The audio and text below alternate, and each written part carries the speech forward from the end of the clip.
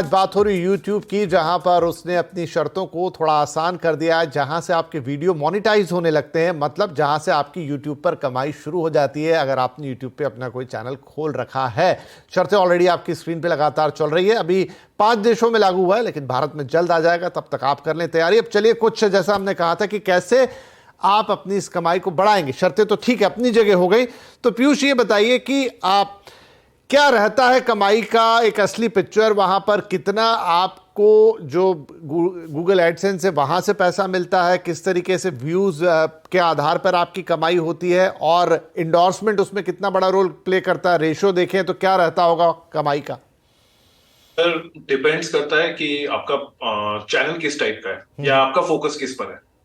कुछ क्रिएटर्स हैं जिनका focus majorly towards brand endorsement रहता है, तो उनके कमाई का बड़ा हिस्सा हो सकता है। बट अगर मैं मेरी बात करूं या आम एवरेज की बात करूं तो 85% यूट्यूब रेवेन्यू और 10 से 15% ब्रांड एंडोर्समेंट, ये सबका एवरेज मोस्टली होना चाहिए अंटिल वो शॉर्ट्स का क्रिएटर है या फिर दूसरे प्लेटफॉर्म का क्रिएटर, क्योंकि शॉर्ट्स में रेवेन्यू बहुत ही कम आता है। तो पीयूष, यहां पर अगर मैं, आप जैसे कह रहे हैं 85% वीडियो से, तो क्या वीडियो से उतना पैसा बनता है जिसको हम कहें कि अरे ये it's a big amount of money, या फिर वो एक एवरेज मनी रहता है? आपको बहुत ज्यादा व्यूज चाहिए उस लेवल पे पहुंचने के लिए जहां आप कहें कि बड़ा पैसा आ रहा है? बिल्कुल सर, बहुत ज्यादा व्यूज चाहिए। हम यहाँ पर जो 60,000 व्यूज साल के टारगेट की जो बात कर रहे हैं कि यूट्यूब ने दिया है 1 साल में 60,000 व्यूज कर लेंगे तो हमारा हो जाएगा, या अब 1,80,000 मिनट्स।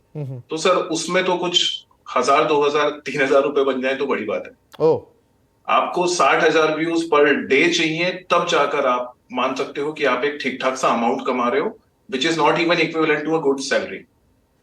अगर आप अकेले एक सरवाइव करना चाहते हो तो आपको लाखों में व्यूज पर डे के चाहिए, तब जाके आपका एक तो मैं अच्छा अगर ऐसे बनता है। हाइपोथेटिकल सवाल आपसे पूछ लूं कि अगर आपको ₹1,00,000 महीने का कमाना है तो आपको ऑन एन एवरेज कितने व्यूज चाहिए होंगे एक दिन में? सर इसमें भी बहुत सारे क्राइटेरियाज हैं। इसमें कि आप किस कैटेगरी के वीडियोस बना हाँ, रहे हैं। वो इंपॉर्टेंट है, राइट। अगर आप बच्चों की कैटेगरी में बना रहे हैं तो बहुत ही कम रेट है। यही आप finance related, real estate, I mean इस टाइप की कैटेगरी में है तो आपके व्यूज, तो आपके रेट्स 10 गुना का टाइम मतलब फर्क है सर। 10 टाइम्स बच्चों से, प्रॉपर्टी रिलेटेड या फिर फाइनेंस रिलेटेड वीडियोस। इसके बाद आपकी कौन सी कंट्री में व्यूअरशिप है। जैसे अगर इंडिया में मैक्सिमम व्यूअरशिप है तो आपके रेट कम है। यही आपकी व्यूअरशिप अगर यूएस में है या फिर आई मीन वेस्टर्न कंट्रीज में है तो वहां पर सीधे अगेन 10 टाइम्स और हो जाता है। जी। तो बहुत ज्यादा फर्क पड़ता है। रेट का डिपेंड करता है कि आप किस टाइप के वीडियो बना रहे हैं। अब अगर आप, जैसे सवाल था आपका कि 1,00,000 मुझे कमाना है अगर, तो सर आई मीन कैटेगरी के हिसाब से हो सकता है आपको महीने के 25 लाख से 2 करोड़ व्यूज भी चाहिए होंगे, तब जाकर आप 1,00,000 कमा सकते हैं। ठीक है, तो आप एक अंदाजा लगाएं दर्शक कि 25 लाख से 2 करोड़ व्यूज, यानी कितना बड़ा आपको एक पुल चाहिए होगा कि ₹1,00,000 बनेगा। अंबु, जो यहाँ पर पीयूष साहब कह रहे हो बात भी सही है, और जितना मुझे आइडिया है शायद हमारे यहाँ बाकी देशों के मुकाबले पर व्यूज जो पेमेंट है वो बहुत ही नीचे है। 2 सवा 2 रुपए हाईएस्ट है, और वो भी जो फाइनेंस और रियल एस्टेट ये कैटेगरी बता रहे हैं उसमें। तो क्या करे एक इंडियन यूट्यूबर की धीरे धीरे उसकी कमाई उस लेवल पे पहुंचे जहां पर वो शायद अपनी नौकरी से उसको इक्वेट कर ले, या इतना है जहां पर उसका जीवन यापन हो सके? क्या इसके लिए आप सलाह देंगे? मेरे हिसाब से पीयूष एक बहुत अच्छा पॉइंट रख रहे थे कि किस सेक्शन में वो काम कर रहे हैं। जैसे कि उन्होंने बोला कि फिनटेक और फिनटेक स्पेस में काम कर रहा है, फिनेंस स्पेस में काम कर रहा है, या रियल एस्टेट में काम कर रहा है। हम खुद एज एजेंसी अपने क्लाइंट्स के लिए कम से कम 13 लैंग्वेजेस में हर महीने कम से कम 60 यूट्यूबर्स के साथ काम करते हैं। और 13 लैंग्वेजेस, अब जब हम 13 लैंग्वेजेस बोल रहे हैं, रूरल, कोई झारखंड में बैठा है, कोई असम में बैठा है, कोई केरला में बैठा है, बहुत छोटे छोटे जगहों से। तो हम फिनटेक स्पेस में काफी काम कर रहे थे। तो हमें ये रियलाइज हुआ कि कुछ स्पेसेस हैं जो आई मीन अल्टीमेटली वो यूट्यूबर को डिसाइड करना होगा, वो क्रिएटर को डिसाइड करना होगा। एक तो यहाँ पर अंबु जी, इंपॉर्टेंट क्वेश्चन, चलिए आपको ये समझ में आ गया कि आपको फिनटेक करना है या आपको कमाई से जुड़े हुए वीडियोस बनाने ज्यादा दिखेंगे, लेकिन ऐसे 10 लोग होंगे, लेकिन उनमें से आपको अलग हटके करने के लिए क्या करना होगा? वहां पर क्या स्ट्रॉन्ग पॉइंट्स होने चाहिए आपके?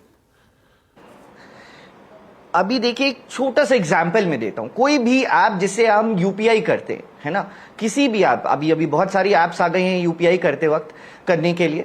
उस ऐप को अगर आप खोलिएगा अभी हो सकता है कि हम और आप हो सकता है टेक्निकली बहुत साउंड हो, लेकिन इन जनरल लोग नहीं होते हैं। इन जनरल लोग को लगता है रिसीव किया, ये किया।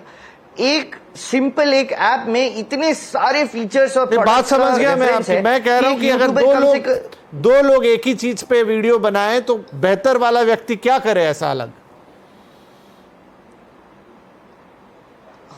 अगर मेरी आवाज आ रही है तो मैं ये कहना चाह रहा हूं कि अगर दो लोग एक ही टॉपिक पे वीडियो बना रहे हैं तो देखिए अल्टीमेटली वो बेहतर है। अब ये जो बेहतर तरीके से उसको प्रेजेंट करेगा, जो बेटर ग्राफिक्स करेगा। एक हुआ कि कुछ फेस वीडियोस पे लोग ज्यादा थोड़ा रिलेट करते हैं, थोड़ा ज्यादा भरोसे के साथ देखते हैं जब कोई आदमी खुद आकर के वो बात कह रहा होता है। अब प्रेजेंटेशन की बात होती है, अब कुछ लोग होते हैं कुछ ग्राफिक्स चला दिया और कुछ बोल रहे हैं वॉइस ओवर, उसका एक प्रेजेंटेशन अलग होता है। तो मेरे हिसाब से कि जो भी यूट्यूबर जो भी आ रहा है नया, मुझे लगता है कि सब एग्री करेंगे, सब देखना चाहते हैं कि उसके पीछे कौन है और वो क्या बात कर रहा है। और जबकि फाइनेंस के स्पेस में खासकर लोग चाहते हैं कि वो भरोसेमंद का एक भरोसे का ट्रांजैक्टरी चीजें हो रही होती हैं तो थोड़ा ट्रस्ट फैक्टर रहता है। पॉइंट मुझे लगता है कि हमेशा कैमरे पे 30 सेकंड में अगर ध्रुव आप रैप कर सकें जो अंबुज कहना चाह रहे हैं कि ये भी कुछ फिल्मों जैसा मामला मुझे लग रहा है कि काफी सारे लोग हैं, काफी सारे किरदार हैं, अब उसमें से कौन बेहतर परफॉर्म कर रहा है, किसकी बात दर्शकों को समझ में आ रही है, कौन ज्यादा रिलेट कर पा रहा है, शायद वो ज्यादा सक्सेसफुल होगा। एम आई राइट?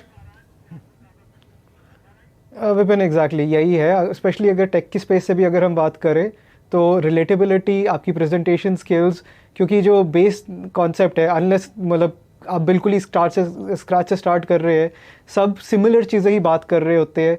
तो आपकी क्या रिलेटेबिलिटी है, क्या पर्सनालिटी है ऑन एयर, प्रेजेंटेशन, आपका जो पैकेज जो आप बना रहे हो यूट्यूब के लिए वो कितना अच्छा है, वो सारे फैक्टर्स आ जाते हैं। उससे भी कोई गारंटी नहीं है, पर हाँ मतलब यही फैक्टर्स है जो क्रिएट करते कि आप मतलब यूट्यूब पे स्टार बन जाओगे या फिर यूट्यूब पे आपको कोई नहीं देखेगा। चलिए, कोई पिक्चर चलती है मूवी राइट और कोई बॉलीवुड जैसा फ्लॉप हो जाती है, ये बिल्कुल इसको कोई ऐसा पिन पॉइंटेड फॉर्मूला नहीं दे सकता। एक छोटी सी बात जो मैं ऐड कर दूं वो ये है कि आपको डेली कंटेंट क्रिएट करना पड़ेगा। ऐसा नहीं कि आपने एक वीडियो बना लिया और आप बैठ गए कि चलो देखते हैं इस पर कितने व्यू आ रहे हैं। बहुत मेहनत लगेगी डेली बेसिस पर ताकि लोग आपसे कनेक्ट रहें, आपके वीडियो का इंतजार करें कि हाँ भाई ये कुछ हमें नया बताएंगे। तो ये भी एक बहुत बड़ा उसका की पॉइंट है जिसे याद रखिए। और बाकी तो हमारे एक्सपर्ट ने बताया कि कैसे काम करेगा और क्या क्या उसके पीछे की रियलिटी है, कितनी मेहनत, कितने व्यूज, सब कुछ लगेंगे, तब जाकर आप एक कुछ कंसिडरेबल अमाउंट उससे कमा पाएंगे। लेकिन बहुत सारे लोग कमा रहे हैं तो आप क्यों नहीं कमा सकते? मेहनत कीजिए और कमाइए। हाँ, YouTube ने थोड़ा शर्तों को आसान कर दिया, उसका फायदा आपको आने वाले वक्त में मिलेगा और यही इन्फॉर्म हम आज आपको करना चाहते थे। बहुत शुक्रिया आप सभी मेहमानों का, आपने अपने अपने इनसाइट शेयर किया। आई होप कि हमारे दर्शकों को, तमाम यूट्यूबर्स को काफी लाभ देंगे। नमस्कार।